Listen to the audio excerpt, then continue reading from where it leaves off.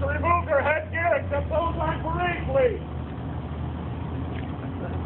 We will now sing our national anthem.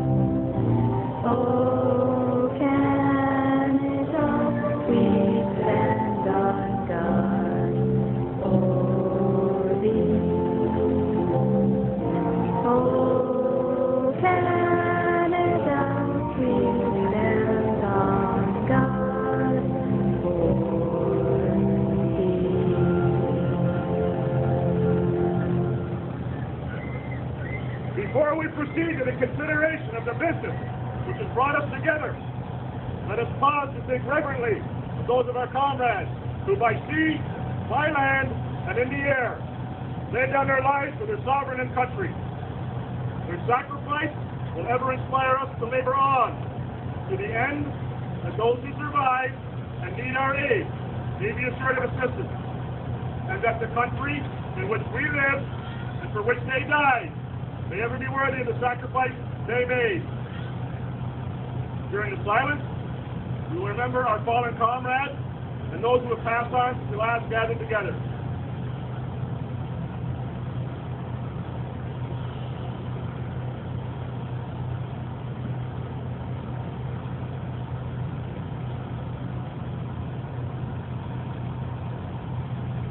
They shall grow not old, as we that are left grow old. Age shall not weary them, nor the years condemn. At the going down of the sun, and in the morning, we will remember them. We will remember them. Color party! Order! Color!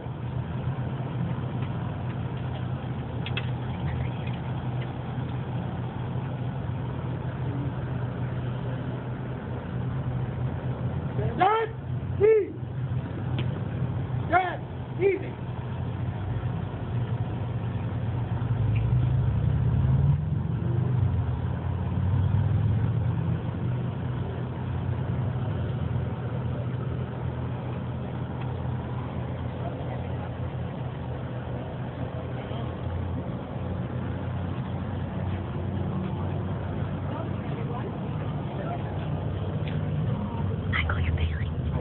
She told me to do this like literally just now.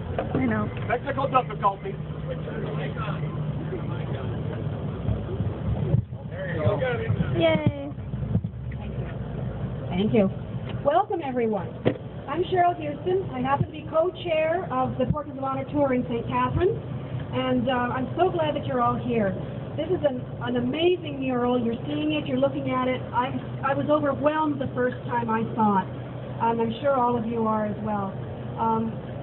Sopha, the artist, is just an amazing man who has given up so much of his time and his effort in order to paint these pictures on this mural.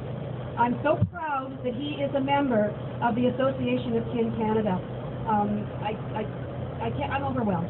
I'm going to call on Sopha to give 3 words.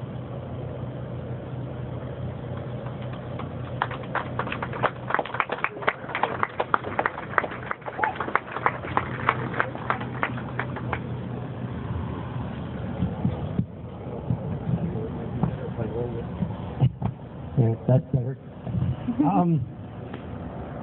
Well, thank you very much for coming, and Legion, you guys are awesome. You're doing a great job. I'm very proud to say that I also am a Legion member for the past 12 years. When I started this painting 2.5 years ago, it was when I seen the 100 soldiers, and we're having people in the back that can't hear. The people in the back saying they can't hear. Okay. How about if we take the speeches up to the stage where you can see us and hear us?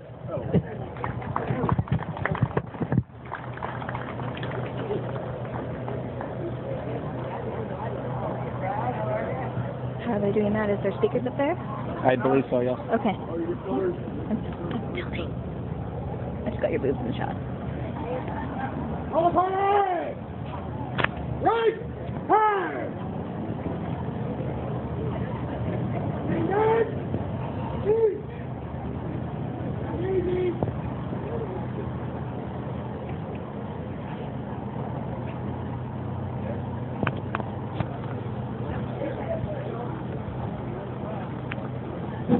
Hey, there we go. That's better. That way I've got a backdrop here. When I started this painting 2.5 years ago, I had been watching the newspaper like most people, hoping that my brother's son, who had served 3 tours in Afghanistan, wasn't on the painting. But when I seen the article in December 2008 that we had now lost 100 of our troops over there, I felt ashamed of myself, because these are somebody's children, somebody's loved ones. So I wanted to do something that would have a lot of impact. I've done a lot of wall murals throughout Canada for our veterans, medallions for our veterans. Oh, you even have one close here in Fort Erie on the Legion. There is one of my paintings. But I wanted it to last forever. To me, this is no longer just a painting. It's actually a memorial that will live on for at least 500 years. I'm an airbrush artist by trade most of my, for the last 38 years, and they'll last about 30, 40 years if you take care of them. But this will last for at least 500 years. So I started painting it, and right away it became an obsession. I could no longer go back to my other work. I stayed on this for 6,800 and change hours. It truly did become an obsession. But I decided I had to have someone behind me, a strong group, so that I now could take it across Canada and let all Canadians mourn these young men and women. So being a 30-year member of the Kinsman Club, I decided I'd go to them and ask them if they would like to come on board with me, and they jumped on immediately. It's been a long, hard ride, very emotional when the families and loved ones come into my studio, and that was pretty well on a daily basis. But I didn't just want to have an honor to the brave young ones here.